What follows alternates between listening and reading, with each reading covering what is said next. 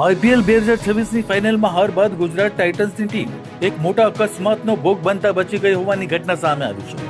રવિવારે રાત્રે ફાઇનલ મુકાબલો પૂર્ણ થયા બાદ ટીમ અમદાવાદના નરેન્દ્ર મોદી સ્ટેડિયમથી હોટલ તરફ પરત ફરી રહી હતી ત્યારે અચાનક ટીમના બસમાં શોર્ટ સર્કિટ થતા અફરાતફરીનો માહોલ સર્જાયો હતો. બસમાં થયેલા શોર્ટ સર્કિટ બાદ ધુમાડો ફેલાવા લાગ્યો હતો.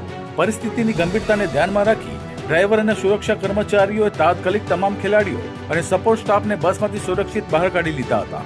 સદભાગ્યે ટીમના કેપ્ટન શુભમન ગિલ સહિતના તમામ ખેલાડીઓ સુરક્ષિત હોવાનું જાણવા મળ્યું છે.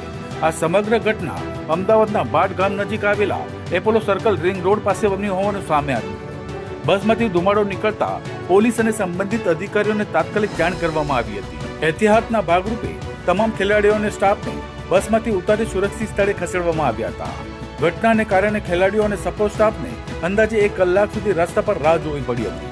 ત્યારબાદ વૈકલ્પિક વ્યવસ્થા કરીને સમગ્ર ટીમને સુરક્ષિત રીતે હોટલ સુધી પહોંચાડવામાં આવી હતી.